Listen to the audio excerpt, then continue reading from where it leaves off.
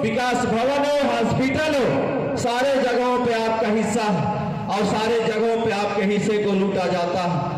लूटने वाले चाहते हैं कि आप पटे रहिए, आप सोए रहिए कि ताकि मैं आपके हिस्से को लूटता रहूं। लोकतंत्र में वोट की लड़ाई, सारी पार्टियां वोट के लिए कसरत करती हैं, वोट के लिए पूरी ताकत लगा देती हैं, वोट लेने के लिए प्रलोभन देती हैं, वोट लेने के लिए धन का दुरुपयोग करती हैं, वोट लेने के लिए सरकार का भी दुरुपयोग करती हैं, इसलिए कि वोट लेकर के आपके ऊपर शासन करना है, आपके हिस्से को लूटना है।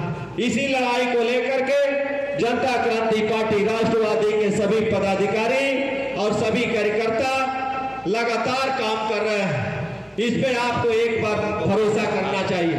एक अवसर जनता क्रांति पार्टी को देना चाहिए। जनता क्रांति पार्टी की लड़ाई इस देश को ताकत देने की है, देश को मजबूत करने की है। देश में जो दबाए और सताए गए कमजोर लोग हैं उनको बूस्टर देने के लिए जनता क्रांति पार्टी राष्ट्रवादी काम कर रही है। आज देश में विडंबना है, देश की सरकार, मोदी जी की सरकार और योगी जी की सरकार चर्चा करती है, 60 साल पिछले सरकार की चर्चा करती है। 60 साल में जो पिछली सरकार रही है उनसे सवाल जवाब करते हैं, उनका हिसाब कब मांगते हैं। लेकिन अब समय आ गया है साथियों कि जो वर्तमान में सरकार चल रही है, इस सरकार से भी हिसाब मांगना चाहिए, इस सरकार से भी हिसाब मांगना चाहिए।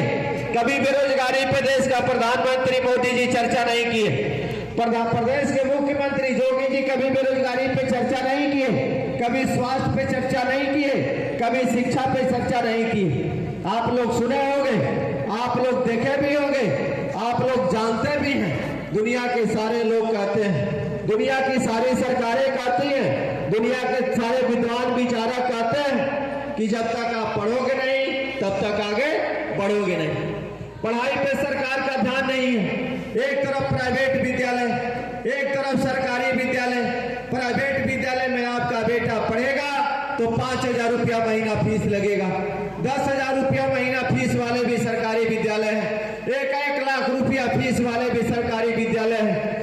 एक तरफ प्राइवेट विद्यालय जिसमें बच्चे जाते भी नहीं है, सरकार का ध्यान भी प्राइवेट विद्यालय की तरफ नहीं है। आप सोचिए कि सरकार की मंशा क्या है। सरकार की मंशा यह है कि जो गरीब है, कमजोर है, मजदूर है, उनके बच्चे शिक्षा से वंचित रहे, उनके बेटा बेटी पढ़ नहीं पाए। इसी बात को लेकर के जनता क्रांति पार्टी राष्ट्रवादी ने पिछली बहुत बार इस बात को उठाया है, बहुत बार इस बात को लेकर के संघर्ष भी किया है, पदयात्रा भी किया, आंदोलन भी किया कि इस देश में एक समान शिक्षा का प्रावधान होना चाहिए, इस देश में समान शिक्षा का अवसर सारे लोगों को मिलना चाहिए।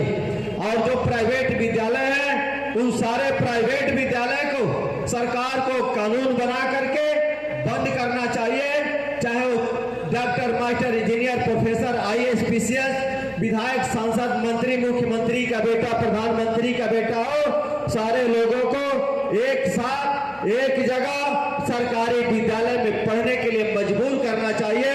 तब जाकर के गरीब किसान मजदूर के बेटा पढ़ पाएंगे, नहीं तो प्राइवेट और सरकारी विद्यालय में जो असमानता है यह बहुत बड़ी बड़ी खाई होती जा रही है।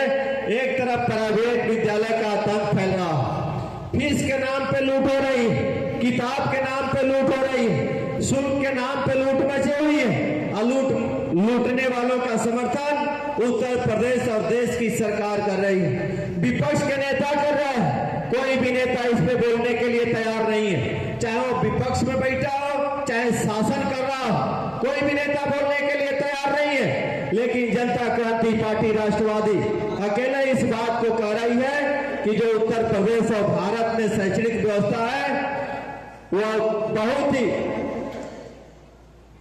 ठीक नहीं है, जो कमजोर को मजबूत होने से रोकता है, जो कमजोर को पढ़ने से रोकता है। आपके बगल का नेपाल, आपके बगल का नेपाल है, सटा हुआ नेपाल है। बालन शाह की सरकार बनी, बालन शाह ने एक ही दिन में वहां नेपाल में सारे प्राइवेट विद्यालय को बंद करने का आह्वान कर दिया और कहा कि यदि इस देश में मैं प्रधानमंत्री हूं तो मेरा बेटा भी सरकारी विद्यालय में उन मजदूर के बच्चों के उन गरीब के बच्चों के साथ पड़ेगा, उन किसानों के बच्चों के साथ पड़ेगा जो आज तक शिक्षा से वंचित रहे, जहां गुणवत्तापूर्ण शिक्षा नहीं मिल पाती। आखिर नेपाल का प्रधानमंत्री ऐसा कानून बना सकते हैं तो भारत